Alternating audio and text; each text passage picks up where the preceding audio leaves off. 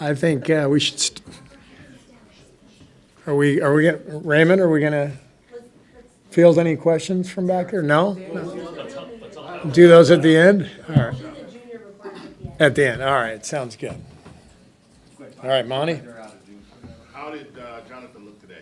He looked good. We scrimmaged a little bit, and he took part in the scrimmage. And I would say he's probable for tomorrow. We just, we'll wait until game time to make a decision, but he's trending towards playing for sure. What's the operating plan for him tomorrow? Should he be cleared to play? The operating plan is to win the game, whatever that takes. And I won't put him in the starting lineup. We'll keep starting the way we've been starting. We're on a roll. So he'll come off the bench, and you never know how these games go. So whatever it takes to win, that's what we're going to do. Any idea of where you want him in terms of minutes? Nope. I imagine that the ultimate goal will be to play Kaminga in lineups with Steph, with Draymond, with Jimmy. How do you view that combination and how viable it could be? Something that we're for sure going to try, and we have to. I mean, it's obviously has potential to be a dynamic lineup at both ends, and but we also don't want to disrupt the rhythm that we're in right now and the groove we're in. Obviously, every game is crucial at this point in the season. So, it just has to be a process of getting a feel for each game. And, we'll get to that combination at some point, but I can't tell you right now when that'll be. Quentin wasn't in the rotation last time JK was healthy. How do you see those two complementing each other? Yeah, I looked that up yesterday. They literally have not played a single possession together. In theory, they should be pretty good together on offense, because you've got the spacing of Cupid. We're in a really good groove right now. And obviously we want to incorporate him because of his ability and the things that he can provide that we don't have. But it always has to click, and that's the beauty of basketball. It's a five-man game, and so we've got to help him fit into this current team, which is a completely different team than the one he left when he got injured.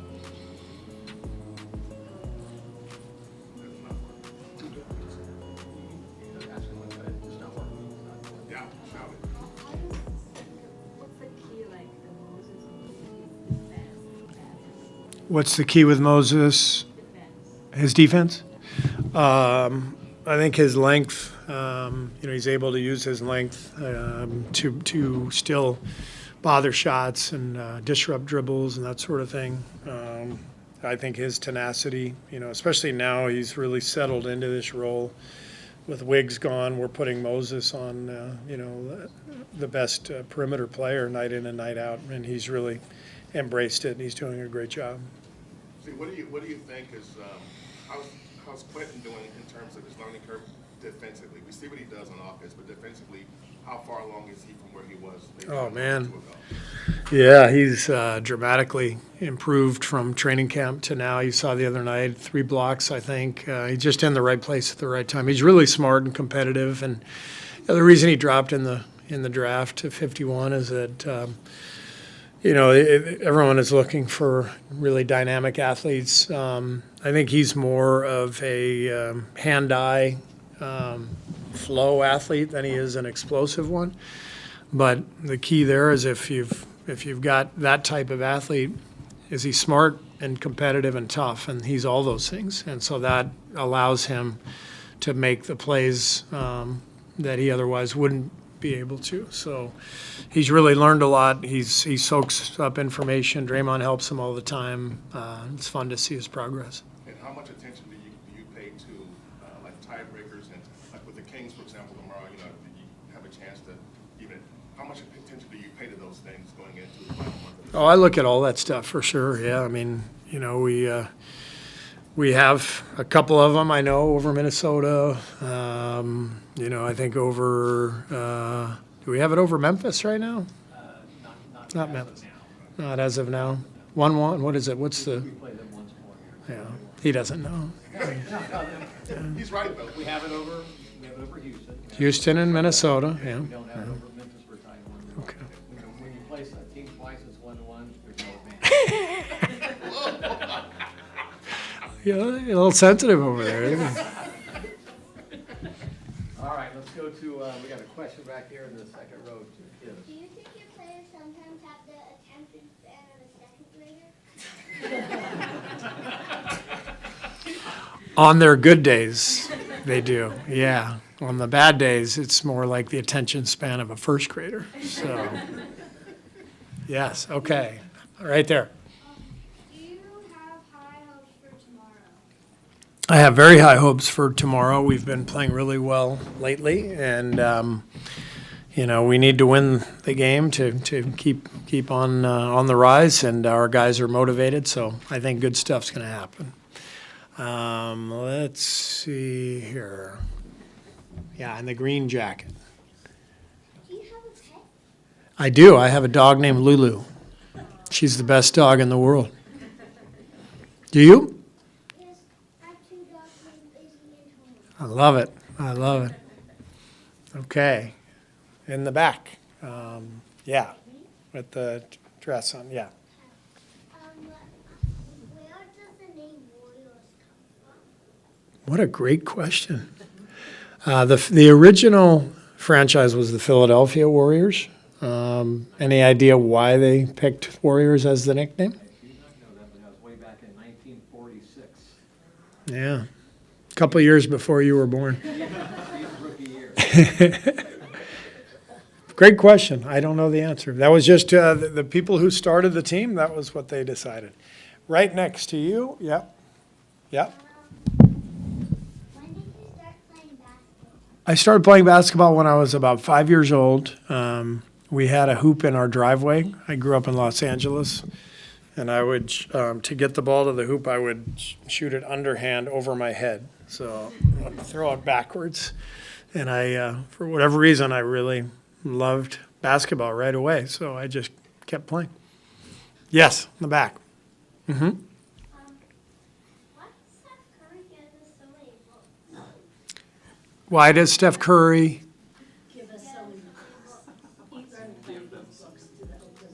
Oh, yeah. Why does he? Because he wants you guys to learn and grow. And he knows how important reading is. 6'3". Right in front, yeah. Yes.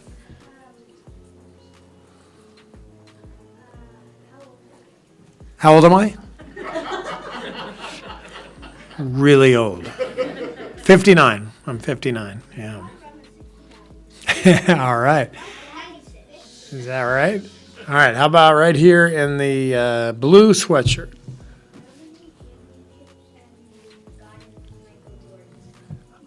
Another good question. I won 3 championships with Michael Jordan.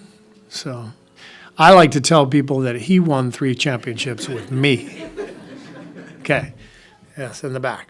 How many records does Steph Curry have? How many what? Records. Records? That would be a question for Raymond Ritter, who is our media relations director. So his job is to know all this stuff. Unfortunately, he usually doesn't. Because he... Tomorrow night actually needs 2 3-pointers for 4,000 for his career. That's about 900 more than any other player has made in the history of the game. The answer to your question is Steph has dozens and dozens and dozens of records, maybe hundreds of records. Right next, yeah. If you were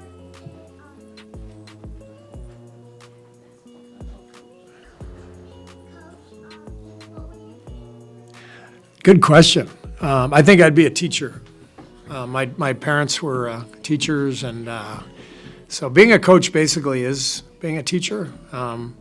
So if I wasn't coaching basketball, I would be teaching kids like you. So be thankful he's a coach. That Raymond Ritter, I tell you. Yes, in the yellow shirt over there. What is the The very very championship the Warriors ever won? first championship the Warriors ever won was at 19. The very first year of the league, 1946-47. Yeah, and we have how many championships total? overall, 7. Third most of any franchise in Yeah. history after the Lakers and Celtics. How many what? How many three-pointers have the Warriors made? A lot. A lot. Okay, a couple more. Yes. You have children. I do. I have 3. Yeah, and I have one grandchild and another one on the way. Yeah. If the name was the Warriors, then why is it a bridge instead of a Warriors? Then why is it what? A bridge. A bridge. Yeah, that's a great question. So, some teams have their nickname is they have whatever their logo is, whatever the nickname is. For us, we just decided that our logo, we wanted to represent the Bay Area, and the bridge represents where we're from. All right. One more. Yes. Yes, you. How many games have you won? This year, No, ever since it started. me personally or the Warriors? The Warriors. How many games have we won in our franchise? About a week ago surpassed 3,000 for our entire existence. We're the 4th team in the history of the NBA to do that. So right now we're about 3,003. He actually does know some stuff. Who knew? What does Jonathan give you that you don't already have in terms of? Well, he's the most explosive player on our roster, and so the ability to score, coming downhill, finish at the rim, get fouled, score in transition, and then defensively, his ability to switch, guard different positions. So I'm excited about all of that. Any update on Brandon? He did not practice with us today. We're just being extra cautious given that it's his back, and so he won't play tomorrow, but we're hoping, later in the week that he can play. All right. Sorry, Coach. I'm just curious if you've seen, or if you have a feel for how Jonathan Kuminga is feeling mentally, knowing that he's been out for a while and wanting to get back on the court. Have you had a chance to talk with him about it? Yeah, we've spoken pretty frequently over the last couple of weeks, and he's excited about playing, but he understands the circumstances. This is actually probably the hardest time to return to a team when a team's rolling, because you don't want to disrupt anything, but he's obviously aware of that, and we've talked about just coming in and playing as hard as he can for short bursts, because if he does that, he's going to impact winning, and that's the whole point of this exercise. How do you think Draymond's holding up? Obviously, you guys wanted to not put so much wear and tear on him by not playing at the 5 early this season. You moved him to the 5. It's been going obviously well on the court, but how do you think he's holding up, and do you feel like he can keep it going? He's holding up really well, and I think Quentin's insertion into the rotation, whether he's starting like he has the last couple games or coming off the bench, that's helping because Draymond now is getting minutes at the 4. He's not playing all of his minutes at the 5, but he is playing more minutes at that spot than he was earlier in the year. I think it's much different for him mentally and physically if we're doing this the last 20, 25 games of the year and not all 82. I think he definitely is feeling really good. He's excited. He's motivated. He's confident. I think he's playing out of this world. I think if you ask the other 29 coaches in the league, they would all tell you he remains one of the very best defenders on earth. I mean, the stuff he does is incredible. He probably doesn't get the same recognition in that regard as he used to, but he's still at the top of his game defensively, and it shows. Talking to Jimmy the other night, and he was talking about how happy he is to be here, how much he enjoys his teammates. Are you seeing that too and feeling that too? Talking about Jimmy? Yes. Yeah, you can see it. He's very happy here. He's very comfortable. We're obviously winning almost every night with him. And so it's been a great transition and a great fit for both sides. So I think the vibe that Steph Curry sets here really allows any player in any set of circumstances to come to the Warriors and thrive. I mean, it's just, and especially somebody like Jimmy, who's that talented, that good. Steph's a really easy guy to play with, but he's also, like I said, he just sets an amazing tone culture-wise. You're only, I think, 2 wins away from passing Al Attles for the franchise record among coaches. How much does that mean to you, if at all?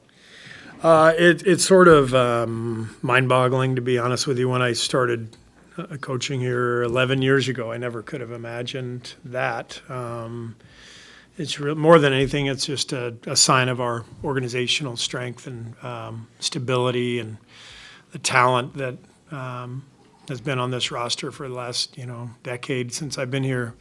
So it's humbling in a lot of ways. It's really not something I ever could have imagined. Was there I'm sure there were several, was there an interaction that you had with Al that just kind of stands out?